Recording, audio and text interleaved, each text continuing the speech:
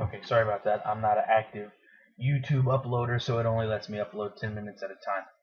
Anyway, what she said is there's an imbalanced movement between the scapula, the shoulder blade, and the humerus. So that if if in an uninjured person those two things move at a 1-to-1 ratio, you get your arm up like this, that's 1-to-1 ratio, then here, and then the scapula moves. The scapula moves if it's normally positioned like this. When you go to raise your arm above your head, it moves flat like this, so that the humeral head can rest on a horizontal surface and support the arm in the vertical position.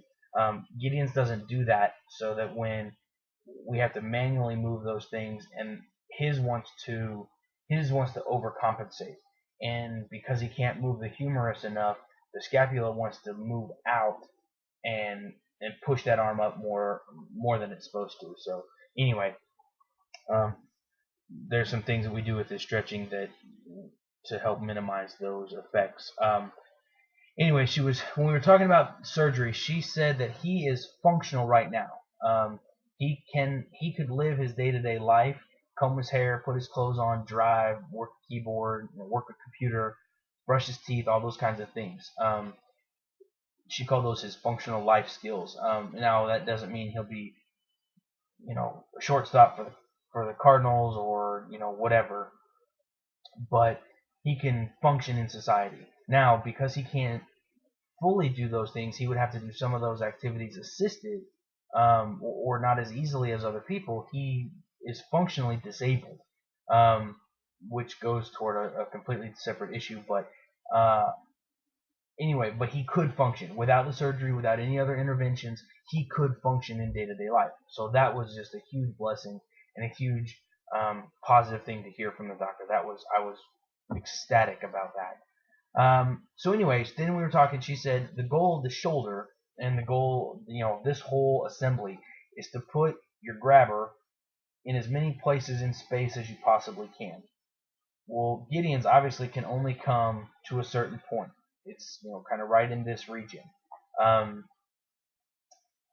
and so if you think about his functional reach as a circle, um, the goal of the surgery would be to increase the size of his circle by about 20%, 20 to 30%, which would give him an increased, instead of only being able to operate here, he could operate maybe here, which gives him a little bit more ease um, in his day-to-day activities. So that would be good.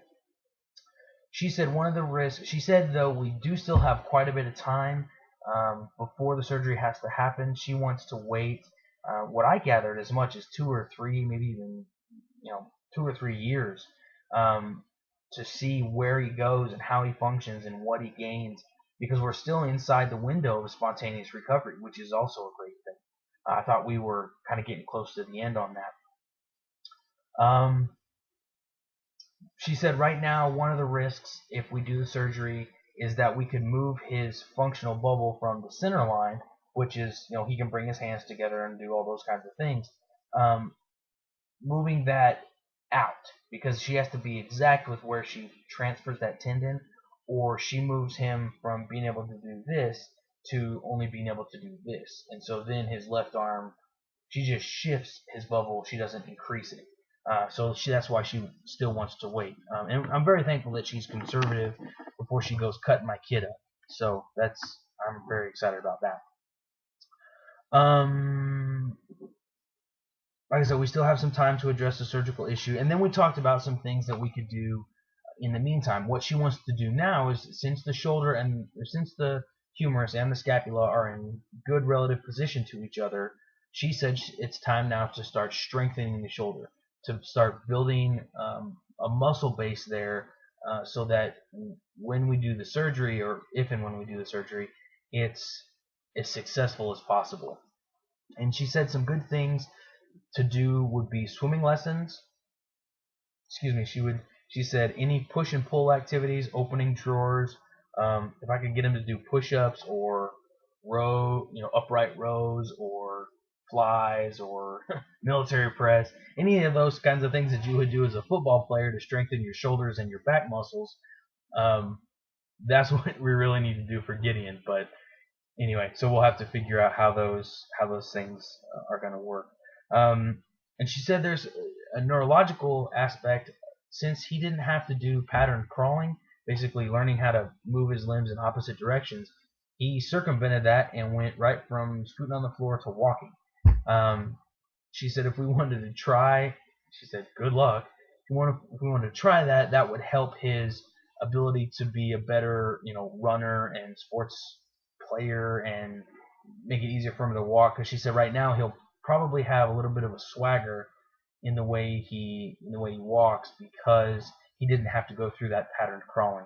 I told her that I'd probably just help him out with the ladies. He's already a big flirt. So anyway, um, another good thing she said is that we're okay to weight bear on the shoulder and that we're sort of outside the risk of spontaneous dislocation, which has been a real concern for both me and Lindsay because we don't want people to pick him up wrong and slip his shoulder out. She said we're sort of past that because of how the muscles are developed and because of what she sees in his arm movement. So that was a great thing. Now that doesn't mean we can just start picking him up and swinging him by his arms and all that kind of stuff, but we can start working some more overhead type exercises. Um, we don't have to be quite as forceful, I guess, let's say, when other people are around him. So we'll teach him how to catch himself when he falls so he doesn't smack his melon all the time. She said, I probably already said this, so I'll reiterate again, but swimming lessons and push-pull activities, holding a ball, going to the park swinging, making sure he's in several different positions when he's swinging. All those are good activities to start strengthening the shoulder.